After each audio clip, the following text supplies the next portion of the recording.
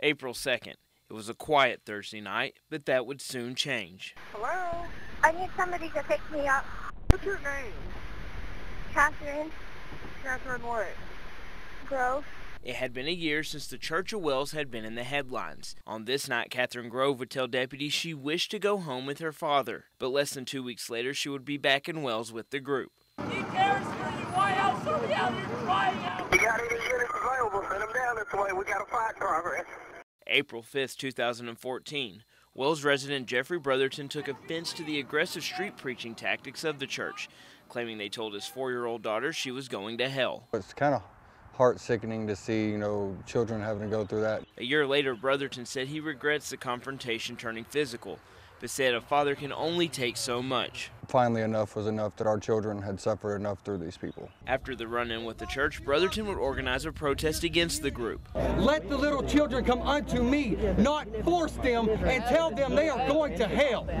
Love rejoices in the truth. If you don't believe me, read it in that little book you got there. Love rejoices in the truth. There was a lot of yelling, but in my eyes, I see it actually helped push our point more out there. 3 years ago, the town was just a blip on the radar, but all that would change after the small congregation would move to town. They were known as the Church of Arlington, quickly changing their name to the Church of Wells, led by 3 men, Sean Morris, Jake Gardner, and Ryan Ringgold. Since their move-in, they've been the lightning rod for attention. After the protests last year, customers stopped going to the R&R Mercantile, a business ran by Charity Enterprises, an umbrella corporation for the church and other businesses run by members. The church also lost their place of worship after the school district bought the building to make room for more parking. But a year later, the church appears to be re-emerging. This wood building belongs to the church. It will soon be their main worship center. When we first asked members Corey McLaughlin and Mark DeRouville about the building... My name's Mark. Mark? Okay. How are y'all doing today? Pretty good. So I see y'all are getting a new church building built out here. Is that recording or anything?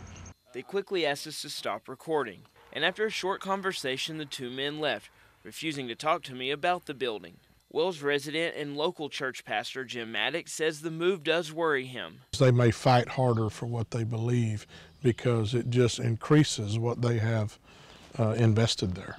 Brotherton also agrees. Now our community is actually allowing them to have an actual stable place to call their church and actually still practice their things in our town. We went to the city looking for building permits, but were told they do not have to have a permit.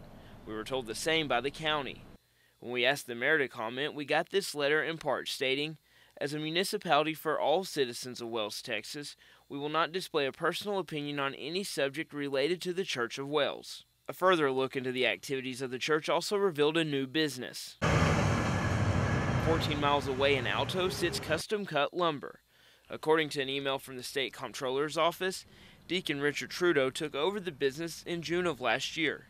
We drove to the business to see if anyone would talk to us about the connection with the church. Is Sean addicted? Sean doesn't know? Sean Morris, yes. No. You're a reporter? Yes. I'm going to take you over. Maddox also said the treatment of Catherine Grove over the last year has worried him. Essentially made herself the victim, not of the bondage of the cult, but of that she was victimized by her parents, and made Andy and Patty Grove really the villains. In your mind, are they a church or are they more of a cult? I think they're a cult. I don't have any problem with saying that. They're focused on building people into them more so than into Christ. Throughout the 2-month investigation, I've tried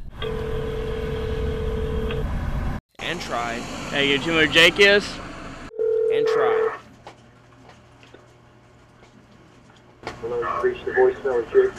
To give the church elders a chance to go on camera and address the accusations of the church, but have been turned away every time.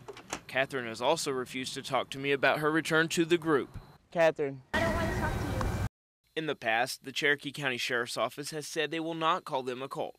But in this dispatch report from the Madison County Sheriff's Office in Arkansas, a Cherokee County employee that is not named did tell deputies in Grove's home area that they are a cult. I reached out to the office, but Sheriff Jason Campbell refused to talk about the issue. Nice to meet you. To get a better understanding of cults, I sit down with Stephen F. Austin professor Dr. Owen Smith to find out general characteristics. One of the features of these groups that tend to arise around these religious leaders is that they have an exclusive character. The teaching is only shared with a small inner group. Maddox said the behavior he sees backs up the views of Dr. Smith. Their three leaders are certainly misguided, and they actually determine whether or not someone is saved. They determine who's their brother, who's their sister in the church. But I also wanted to hear from someone who has seen the inside of the secluded group. Former member Christine Major sent this video in response to the church. And the surrender that I do believe is necessary for salvation on an individual basis, that wasn't sufficient for them. It was like interlocked with this authority that the elders took. Brotherton said he hopes a time will come when the group can coexist with the town. There might be peace as long as everybody kind of keeps their cool. But Maddox takes a different approach. I couldn't pick a place on the map that I would think would be safe to have their theology sown there.